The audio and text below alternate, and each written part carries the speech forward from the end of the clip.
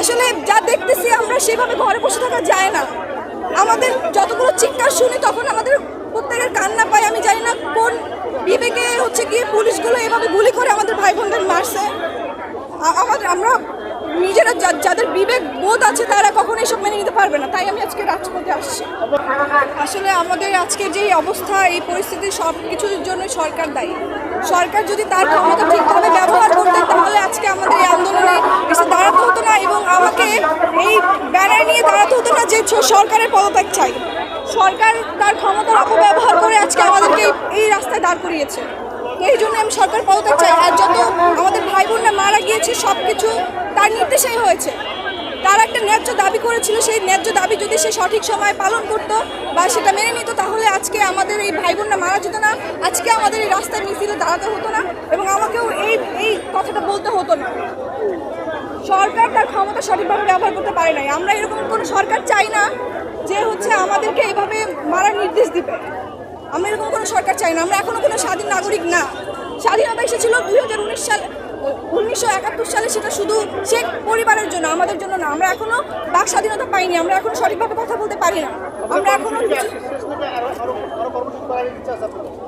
অবশ্যই যতদিন না পর্যন্ত সরকার পদত্যাগ করবে ততদিন পর্যন্ত আমরা এই আন্দোলন চালিয়ে যাব।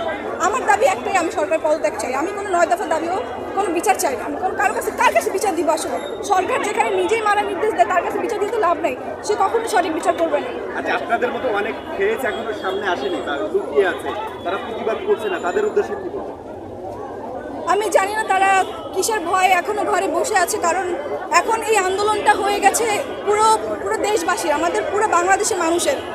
আমি সবাইকে আহ্বান জানাচ্ছি যে সবাই ঘর থেকে নেমে আসুন। কার ভয় কিসের জন্য বসে থাকবেন? আমরা যদি না নামি সবাই মিলে প্রতিবাদ না করি আমরা কখনোই আর স্বাধীনতা পাবো না। আমরা কখনোই আর বাক স্বাধীনতা পাবো না। আমরা কখনো এই দেশে সঠিকভাবে বাঁচতে পারবো না। কোন ভয় কিসের ভয় বসে আছে আমি জানি না। অনেককে দেখেছি রাজাকার জামাত শিবির ট্যাগ দিচ্ছে, সেক্ষেত্রে আপনাকেও দেওয়া হতে পারে।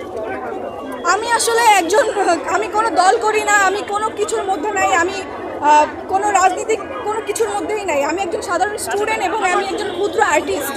আমি যেটাকে অন্যায় মনে করি সেই অন্যায় প্রতিবাদ করতে আসছি। আমি কোনো দলের পক্ষ নিয়ে কথা বলতে আসি নাই। আমার যেটা মনে হয়েছে ন্যায় কোনটা অন্যায়, আমি সেই অন্যায়ের বিরুদ্ধে কথা বলতে আসছি। আসলে যা দেখতেছি আমরা সেভাবে ঘরে বসে থাকা যায় না। আমাদের যতগুলো চিৎকার শুনি তখন আমাদের প্রত্যেকের কান্না পায়। আমি জানি না কোন বিবেকে গিয়ে পুলিশগুলো এভাবে গুলি করে আমাদের ভাই বোনদের মারছে। আমরা নিজেরা যাদের বিবেক বোধ আছে তারা কখনো